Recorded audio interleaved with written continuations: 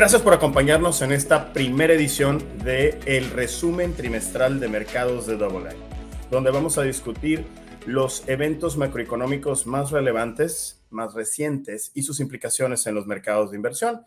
Mi nombre, Joel Peña, voy a estar discutiendo la visión de la firma en cuanto a inflación, el mercado laboral, bienes raíces, manufactura, servicios, el dólar norteamericano y algunos otros indicadores macroeconómicos que ayudan a determinar las decisiones de los participantes de mercado en cuanto a inversiones.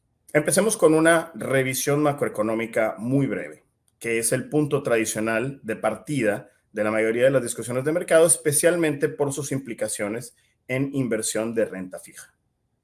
En cuanto a tasas de bancos centrales e inflación, las tasas de política de los bancos centrales se elevaron de manera persistente tras un incremento importante en la inflación en los últimos 18 meses. Sin embargo, la trayectoria implícita de las tasas de la Fed en la gráfica de la izquierda indican que el mercado ahora espera una estabilización de estas tasas, aun siendo que se mantengan elevadas, muy en línea con los más recientes comentarios de la Reserva Federal. Esta misma gráfica de la izquierda da un visual muy claro de lo rápido e impactante del incremento en las tasas de los bancos centrales y en el caso de la Reserva Federal, de cómo estos incrementos en tasas vinieron después de la restricción cuantitativa que, si se traduce en incrementos en tasas, implicaría una tasa actual del 7.25%. Una manera distinta de pensar esto es que venimos de un momento en el que las tasas de referencia estaban en 0%, pero considerando la salvedad cuantitativa que existía en ese momento, las tasas implícitas en realidad, la tasa implícita era de menos 4%. Entonces ese es el espacio que hemos navegado en este tiempo. La gráfica de la derecha presenta la evolución de la inflación a los consumidores alrededor del mundo. Un pequeño pero importante detalle a considerar es que China ya no es el exportador de deflación que había sido en las últimas décadas. Entre los encerrones por COVID, dinámicas geopolíticas, una demografía que ha aumentado en edad de manera notoria y otros factores han llevado a China a enfocarse más hacia adentro, hacia su propio país, hacia su propia economía. Y esto pues puede tener repercusiones de largo plazo, donde el mundo tendría que aprender a vivir sin la manufactura barata que era exportada por esta región. El nearshoring, la reconstrucción de la manufactura norteamericana, etcétera, son factores que eventualmente van a cerrar esa brecha, pero mientras tanto tendremos que acostumbrarnos a vivir en una transición de esta naturaleza. Cuanto a la inflación, si vemos los componentes de la inflación en los Estados Unidos, las categorías donde los precios altos tienden a ser más persistentes son los mayores componentes de la medida. En otras palabras, las mismas áreas de la actividad económica donde los precios tienden a mantenerse altos de manera sólida representan los mayores incrementos de precios. La implicación inmediata es que estos precios van a mantenerse muy altos por un periodo más largo del que pudiéramos haber querido nosotros y la Reserva Federal. Es más difícil controlar esos incrementos de precios para la Reserva Federal. La gráfica de la derecha muestra cómo el mercado anticipa la trayectoria de esta inflación y de cómo eventualmente se intenta llevar al 2%, lo cual no es un nivel ancla realista. La Reserva Federal es más probable que la Reserva Federal o lo haga de más o lo haga de menos, pero entonces o tiene que tomar medidas para regresar la inflación a niveles sostenibles como los del 2%, o nos vamos a tener que acostumbrar a vivir con una inflación de un 3,5% en el largo plazo. En cuanto al mercado laboral de Estados Unidos, las posiciones disponibles han bajado en el tiempo, como se puede ver en la gráfica de la izquierda. Sin embargo, todavía hay 1.5 posiciones disponibles por cada persona buscando trabajo. Esto genera presión hacia arriba en salarios, que es un factor clave en la razón por la cual la inflación se ha mantenido razonablemente elevada, ciertamente por encima del objetivo de 2% de la Reserva Federal. Sin embargo, ha habido una moderación en esta tasa de incremento de los salarios y es algo positivo para el mercado accionario, aunque tenemos que tomar en consideración que hay industrias como la industria del filme, la de las entregas, las armadoras de autos, que enfrentan presiones inflacionarias por parte de sus trabajadores buscando mejoras en salarios para poder lidiar con los más altos costos de vivienda. La tasa de desempleo se incrementó de 0.3% en julio, en un 0.3% en julio para llegar al 3.8% en agosto.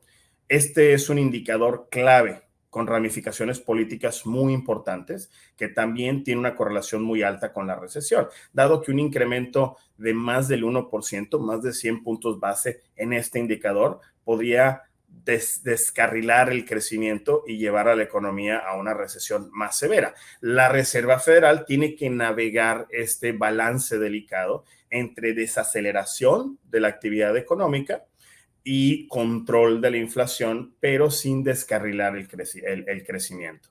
Es decir, tiene que llevar a la economía cerca de la recesión sin llegar a ella para quedarse a un nivel de inflación de aproximadamente 2%, que ese es el objetivo, de la Fed. Esto ha ayudado a ajustar a los mercados, dado que la Reserva Federal ha sido muy transparente y muy clara en cómo lo está intentando lograr. Pero esto es algo que los bancos, que crisis como la que vimos en marzo de los bancos regionales indican que es un balance muy delicado, muy difícil de alcanzar. En cuanto a precios de vivienda en los Estados Unidos, los precios de vivienda ya no están a los niveles máximos que alcanzaron en los últimos meses, pero siguen teniendo el soporte de los bajos inventarios.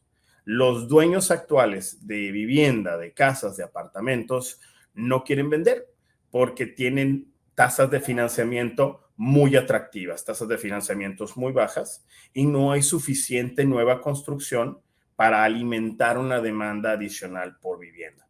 Así que después de haberse incrementado por 13 meses consecutivos, inventarios totales se han reducido en los últimos 5 meses, también de manera consecutiva. Y esto tiene implicaciones muy importantes en cuanto a la recesión y en cuanto al poder adquisitivo de los consumidores. Podemos ver ahora manufactura, servicios y el índice de indicadores líderes en las gráficas de esta página. En la gráfica de la izquierda se compara el ISM de manufactura con el de servicios. La tendencia en servicios ya implica una recuperación, mientras que en manufactura seguimos todavía en terreno negativo, es decir, en terreno de contracción. La gráfica de la derecha de los indicadores, el índice de indicadores líderes, ha estado marcando una recesión por los últimos 18 meses.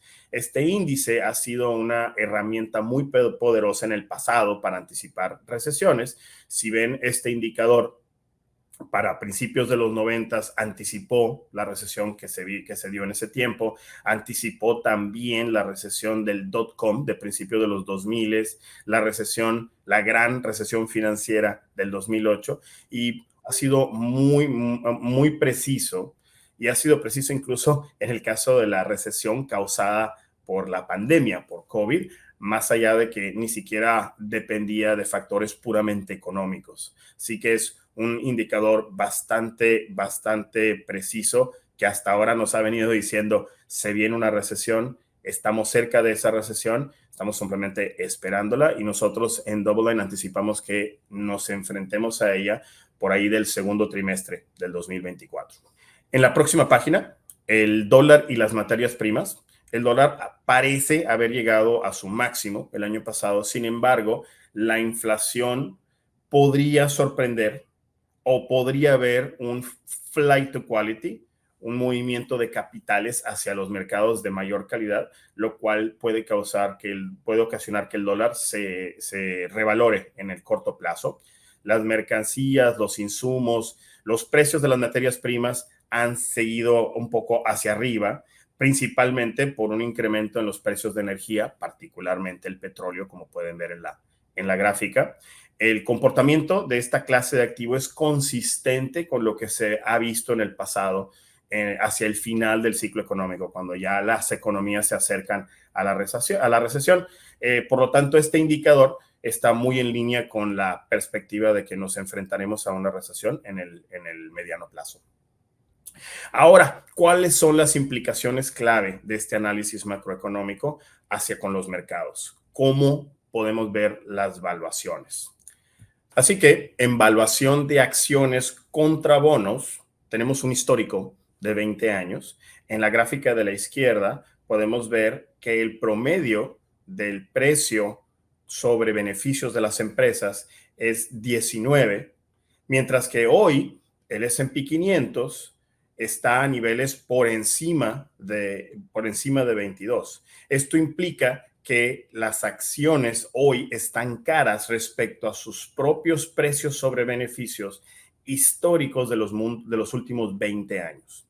Por otro lado, en la gráfica de la derecha podemos ver una representación del mercado de renta fija a través del bono del Tesoro norteamericano de 10 años.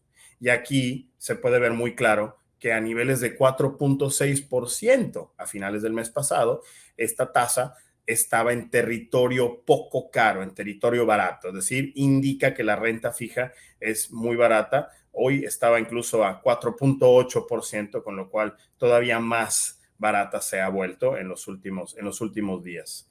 La renta fija es menos cara que la renta variable, como podemos ver en la lámina siguiente.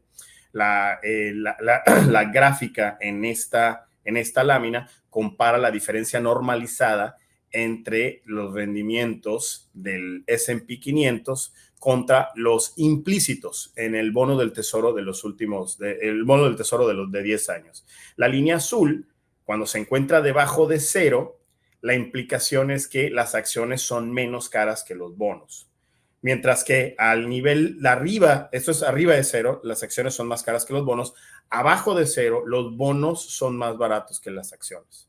Finalmente, la gráfica en esta lámina ha sido normalizada para encontrar la diferencia entre la evaluación de las acciones con los bonos, que aquí están definidos como el bono del tesoro de 10 años. Cuando la línea azul está debajo de cero, significa que los bonos están menos caros que las acciones. Cuando está arriba de cero, significa que las acciones están menos caras que los bonos. En el momento actual, a niveles más allá de -1, esta medida indica que la renta fija es menos cara que la renta variable. Por lo tanto, una vez que se consideran factores como el apetito de riesgo de un cliente, es el momento de reconocer que el ciclo económico favorece la inversión en renta fija por sobre la inversión en renta variable.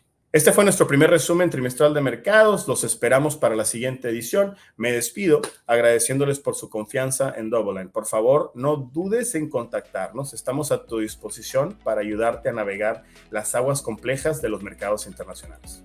Muchas gracias.